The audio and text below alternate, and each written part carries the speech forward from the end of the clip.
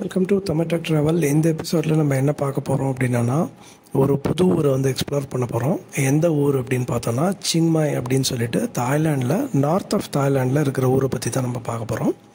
So இந்த ஊரோட speciality என்ன அப்படின்னு பார்த்தீங்கன்னா, இந்த ஊர் வந்து it is one of the oldest city in Thailand, second preferred city in Thailand. பேங்காக்குக்கு அப்புறம் சிங்மாய் தான் இருக்கிறதுலே பெரிய ப்ராவின்ஸ் தாய்லாண்டில். ஸோ இந்த ஊருக்கு எப்படி போகலாம், அங்கே என்னென்ன பார்க்கலாம், என்ன மாதிரி இடங்கள்லாம் இருக்குது எக்ஸ்ப்ளோர் பண்ணுறதுக்கு, எவ்வளோ சீப்பாக போயிட்டு வரலாம், இந்த மாதிரி ஒரு இன்ட்ரெஸ்டிங் ஃபேக்ட்ஸ் இது எல்லாமே நம்ம இந்த எபிசோடில் பார்க்க போகிறோம். சிங்மாய் எப்படி நம்ம ரீச் பண்ணலாம் அப்படின்னு பார்த்தோன்னா, இங்கே சென்னையிலேருந்து பேங்காக்குக்கு ஃபஸ்ட்டு ஃப்ளைட்டில் போயிடணும். அதுக்கப்புறம் பேங்காக்லேருந்து நம்ம ரெண்டு விதமாக சிங்மாய் ரீச் பண்ணலாம். ஒன்று வந்து ட்ரெயினில் போகலாம், அப்படி இல்லைன்னா இன்னொரு ஃப்ளைட்டில் போகலாம்.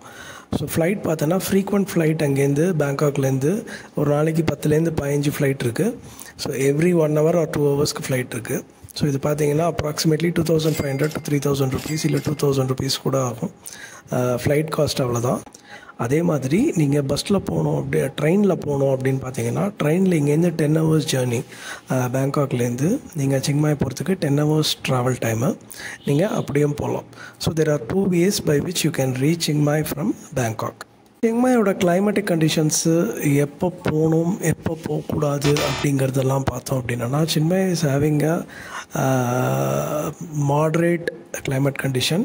ஈவன் தோ அது வந்து ஒரு மவுண்டன் ரேஞ்ச் இடத்துல அந்த மாதிரி இருக்குது அப்படின்னு வச்சா கூட, மோஸ்ட் ஆஃப் த இயரில் பார்த்தீங்கன்னா 3 to 4 months தவிர மற்ற எல்லா நாளுமே வந்து அங்கே வந்து ரொம்ப ஹாட்டாக தான் இருக்கும். யூஸ்வலி வந்து பார்த்திங்கன்னா May second week, that is after May 15th September end மட்டும் அங்கே வந்து ரெய்னி சீசன். ஸோ அதுக்கப்புறம் பார்த்திங்கன்னா உங்களுக்கு வந்து மாட்ரேட் கிளைமேட் இருக்கும். அதுக்கப்புறம் டுவர்ட்ஸ் டிசம்பர் டு பிப்ரவரி வந்து உங்களுக்கு வந்து winter season. The best time to visit Chiang Mai அப்படின்னு பார்த்தீங்கன்னா, உங்களுக்கு நீங்கள் February to June போனீங்கன்னா you can really enjoy the place without much of rains and moderate டெம்பரேச்சரோடு பார்க்கலாம் நீங்கள். அதுக்கப்புறம் சிங்மாயில் நம்ம முக்கியமாக பார்க்க வேண்டிய இடங்கள்லாம் என்ன இருக்குது அப்படின்னு பார்த்தீங்கன்னா, சிங்மாயில் நிறைய கோயில்கள் இருக்குது, மியூசியம்ஸ் இருக்குது, ஆர்ட்ஸ் கேலரி இருக்குது. ஸோ இதை தவிர அங்கே என்னென்ன இருக்குது பார்க்கலாம் அப்படின்னா, எலிஃபண்ட் சாங்சுவரி இருக்குது.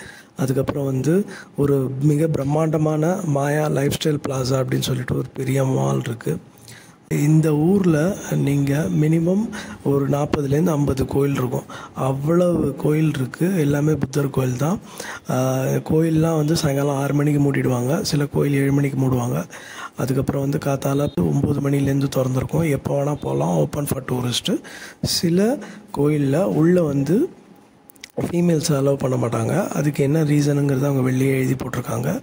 அதுக்கப்புறம் கோயிலுக்குள்ளே தாய் பீப்புளுக்கு வந்து அவங்க வந்து சார்ஜ் பண்ணுறதில்ல போகிறதுக்கு. பட் ஆனால் ஃபாரின் நேஷ்னல்ஸ் வந்தோன்னா 50 baht வந்து சார்ஜ் பண்ணுறாங்க. சில ப்ரீமியம் கோயிலில் வந்து இந்த மாதிரி சார்ஜ் பண்ணுறாங்க. அதுக்கு வந்து ஃபோட்டோ வீடியோ எடுக்கிறது அப்படி இப்படின்னா எல்லாத்துக்கும் சேர்த்து 50 baht வந்து சார்ஜ் பண்ணுறாங்க. ஸோ இங்கே கோயிலை பொறுத்த வரைக்கும் வாட் பிராசிங் அப்படின்னு சொல்லிட்டு ஒரு மிக பிரம்மாண்டமான ஒரு புத்தர் கோயில் இருக்குது. அதுக்கப்புறம் வாட் பா லாட் அப்படின்னு சொல்லிட்டு ரெண்டாவது இருக்குது. நிறைய கோயில்கள் இருந்தாலும் இந்த 2 கோயில்கள் வந்து ரொம்ப பிரம்மாண்டமாக மிஸ்ஸே பண்ணாமல் பார்க்கக்கூடிய 2 கோயில். அடுத்தது இங்கே வந்து நைட் மார்க்கெட் இருக்குது. இந்த நைட் மார்க்கெட் பார்த்திங்கன்னா யூஸ்வலாக வீக்கெண்ட் நைட் மார்க்கெட் இருக்குது. அதுக்கப்புறம் ரெகுலராகவே இருக்கிற நைட் மார்க்கெட் இருக்குது. ஸோ இந்த வீக்கெண்ட் நைட் மார்க்கெட் கொஞ்சம் ஸ்பெஷல் என்னன்னு கேட்டிங்கன்னா, அங்கே வந்து ரேட்ஸ் வந்து கொஞ்சம் சீப்பாக இருக்கும். வீக்கெண்டில் க்ரௌடு நிறையா இருக்குங்கிறதுனால சீப்பாக இருக்கும். மற்றபடி ரெகுலராக இருக்கிற நைட் மார்க்கெட்டில் யூஷுவல் சாவனர்ஸு, ஃபுட் ஐட்டம்ஸு, அதுக்கப்புறம் ரெகுலராக போடுற டிஷர்ட்ஸு, ஷர்ட்ஸு, இந்த மாதிரி யூஷுவல் ஐட்டங்கள் இதெல்லாமே கிடைக்கிது. ஸோ அங்கே போனீங்கன்னா night market and weekend market miss பண்ணாமல் பாருங்கள். அதுக்கப்புறம் வந்து இன்னொரு ஒரு மிஸ் பண்ணாமல் பார்க்கக்கூடிய மார்க்கெட் அப்படின்னு பார்த்தோன்னா, வாரா ரோட் மார்க்கெட் அப்படின்னு சொல்லிட்டு ஒரு மார்க்கெட் இருக்குது. இங்கே வந்து பார்த்திங்கன்னா ஹோல்சேல் அண்ட் ரீட்டைல் ரெண்டுமே இருக்குது. இங்கே கிடைக்காத ஐட்டமே கிடையாது. ஃப்ரூட்ஸு, வெஜிடபிள்ஸு, அதுக்கப்புறம் ட்ரெஸ் மெட்டீரியல்ஸு, அதுக்கப்புறம் சாவனர்ஸு, பேக்ஸு, வாட்ச்சு, அதுக்கப்புறம் வந்து ஃபுட் ஐட்டம்ஸு, இந்த மாதிரி உங்களுக்கு என்னென்ன தேவையோ எல்லாமே இருக்குது. ரொம்ப ரொம்ப சீப்பாக கிடைக்கும். ஹோல்சேல்லையும் வாங்கலாம், ரீட்டைல்லையும் வாங்கலாம். ஸோ இந்த மாதிரி இடங்கள் டாப் 5 பிளேசஸ் நான் சொல்லியிருக்கேன் உங்களுக்கு. Temple, elephant sanctuary, Maya life style plaza 3rd, market, weekend market and night market, அதுக்கப்புறம் வார ரோட் மார்க்கெட். இது வந்து ஹோல்சேல் மார்க்கெட். ஸோ இந்த இடங்கள்லாம் சிங்மாயில் நீங்கள் போனீங்கன்னா மிஸ் பண்ணாமல் பார்க்கக்கூடிய இடங்கள். ஸோ இப்போது இங்கே என்ன பார்க்கணும், அதுக்கப்புறம் எந்த டைமில் போகணும், அதுக்கப்புறம் அங்கே போய் எப்படி சுற்றி பார்க்கலாம், பார்க்குறதுக்கு என்னென்ன இருக்குங்கிற எல்லா டீட்டெயிலுமே பார்த்தோம். இப்போ இங்கே போயிட்டு வரத்துக்கு எவ்வளோ பட்ஜெட், என்ன செலவாகும் அப்படிங்கிறத பார்க்கலாம். ஸோ இப்போ நம்ம இங்கேருந்து போகிறோம் அப்படின்னா சென்னை டு பேங்காக் வந்து அரௌண்ட் 8,000 rupees ஃப்ளைட் டிக்கெட் ஆகும். அதுக்கப்புறம் அங்கேருந்து உங்களுக்கு ஒரு 2,000 rupees சிங்மாய் ரீச் பண்ணுறதுக்கு. So total 10,000. அதே மாதிரி திருப்பி வரத்துக்கும் ஒரு 10,000, 20,000 rupees இருந்தால் நீங்கள் கன்வீனியண்ட்டாக சிங்மாய் போயிட்டு வந்துடலாம். அதுக்கப்புறம் அங்கே ஸ்டேயிங் ஆப்ஷன்ஸ் பார்த்தீங்கன்னா ஹோட்டல் இருக்குது, அதுக்கப்புறம் வந்து சர்வீஸ் அப்பார்ட்மெண்ட்ஸ் இருக்குது, அதுக்கப்புறம் ஹாஸ்டல்ஸ் அங்கே ரொம்ப இல்லை. ஹோட்டல்ஸ் அண்ட் சர்வீஸ் அப்பார்ட்மெண்ட்ஸ் பார்த்தீங்கன்னாலே ஆவரேஜாக 1,500 rupeesலேருந்து உங்களுக்கு டீசெண்டான ஹோட்டல்ஸே கிடைக்குது.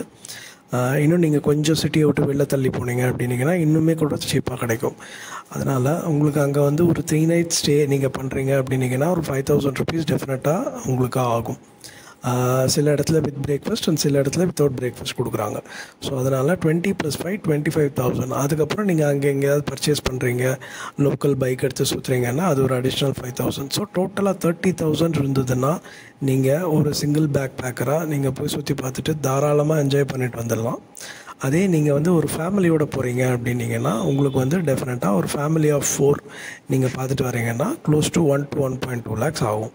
பட் ஆனால் it's really a worth visiting place. அங்கே பார்க்குறதுக்கு நிறையா இருக்குது. கிளைமேட் நல்லா நீங்கள் என்ஜாய் பண்ணலாம். ரொம்ப காம் அண்ட் பீஸ்ஃபுல்லாக இருக்கும். ஊர் வந்து ரொம்ப ரொம்ப க்ளீனாக இருக்கும். மற்றபடி ஒரு ஃபேமிலியோடு போனால் ஃபுல்லாக நீங்கள் என்ஜாய் பண்ணுறதுக்கான பெஸ்ட் ஆப்ஷன் சின்மாய்.